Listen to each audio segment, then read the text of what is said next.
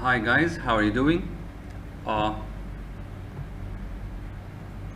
we're doing grammar today, chapter 18, section 2. The title is Hard to Find Subjects. Most sentences have subjects that can easily be found. You can find the subject easily. Huda went to school today. Who went to school today? It's Huda. However, some subjects contain, or some sentences contain subjects that are more elusive. They are hard to find. Each of the four sentence functions, declarative, interrogative, imperative, and exclamatory, deserves individual examination.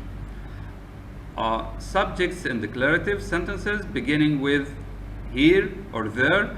When there or here is found at the beginning of a declarative sentence, it's often mistaken for the subject. Most of us, when we have there or here at the beginning of the sentence, think that here or there, is the when there or here is found at the beginning of a declarative sentence, it is often mistaken for the subject. We think that one of them is the subject, although the subject is the noun we are talking about later. For example, there are 5 students in the class.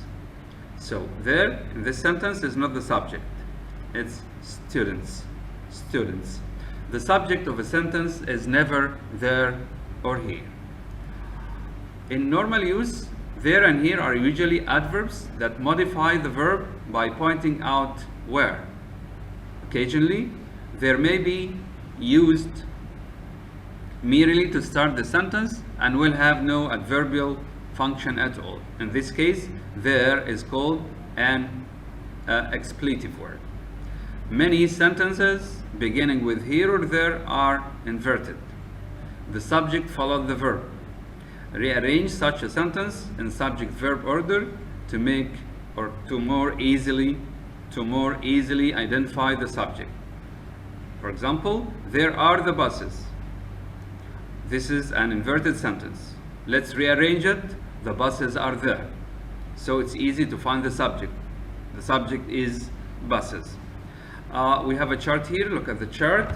Sentences beginning with there or here, and then sentences on the right rearranged with subject before verb. There are the downtown buildings. The downtown buildings are there. Here is the ticket for your trip. The ticket for your trip is here. There is money available. Money is available. Occasionally, and we said occasionally means rarely, sentences beginning with there or here are in normal word order with the subject before the verb. This rarely happens.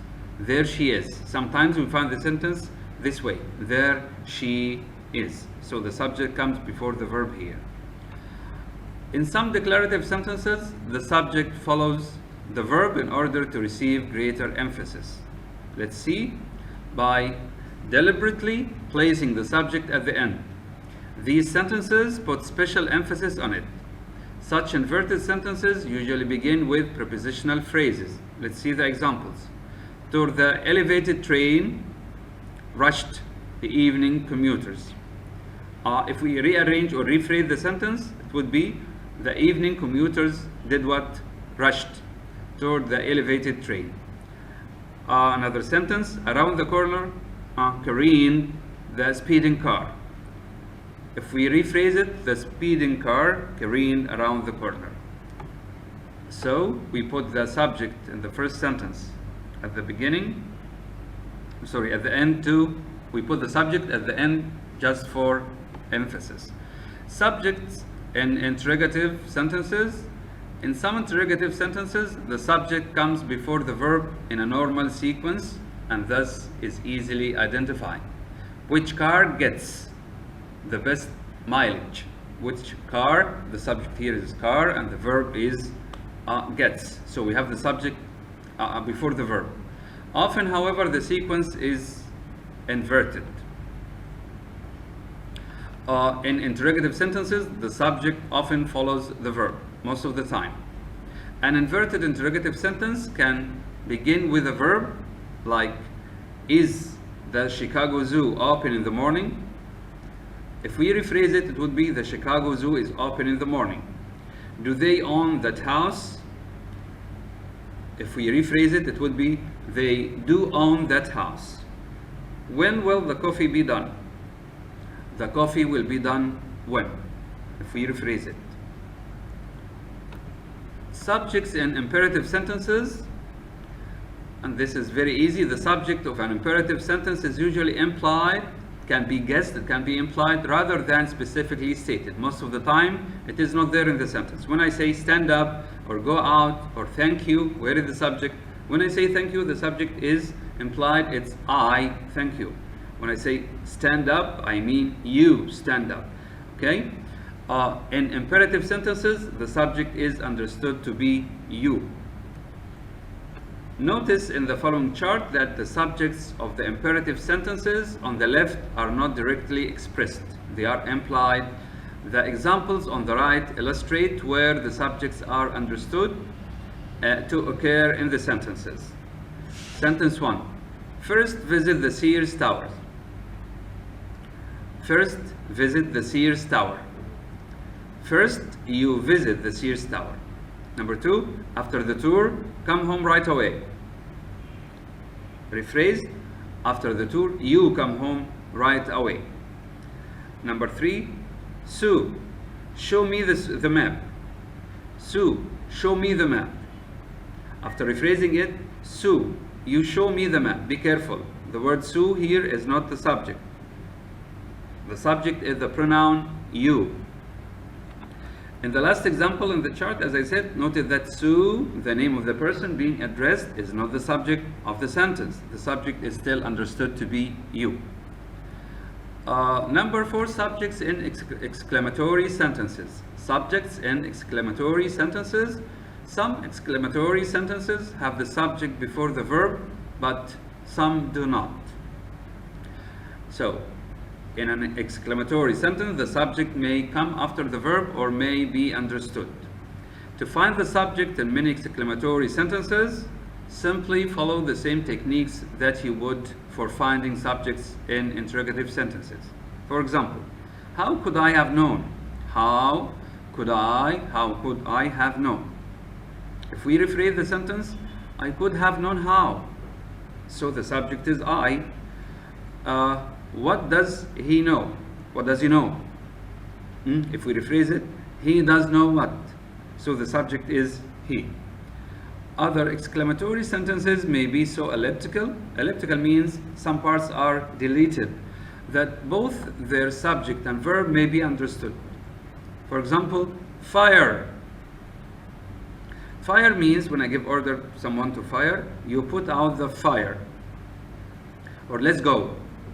The sentence should be this way. We demand to go. We demand to go. So the subject and the verb in the first example, you put.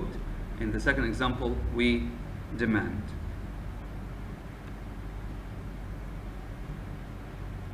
We have an exercise here. Locating hard to find subjects.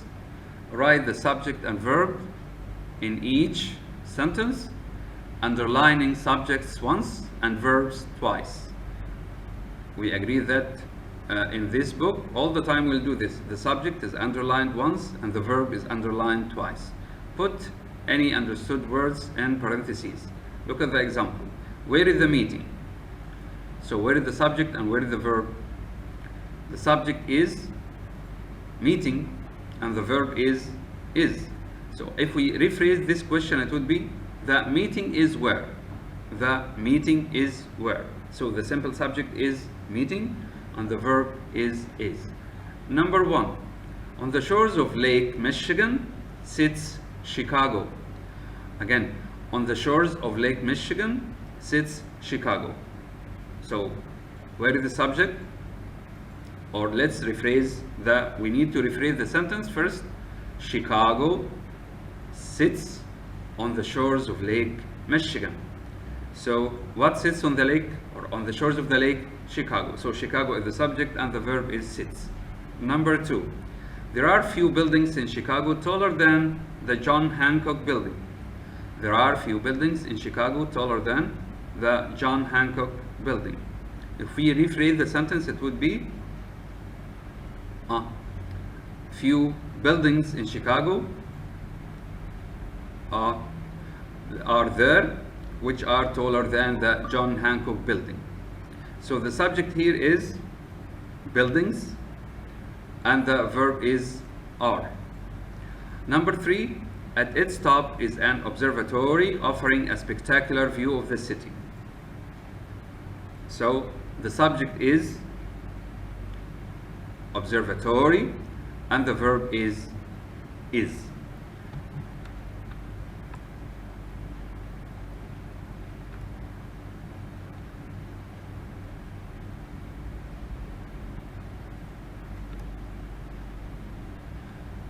Thank you very much.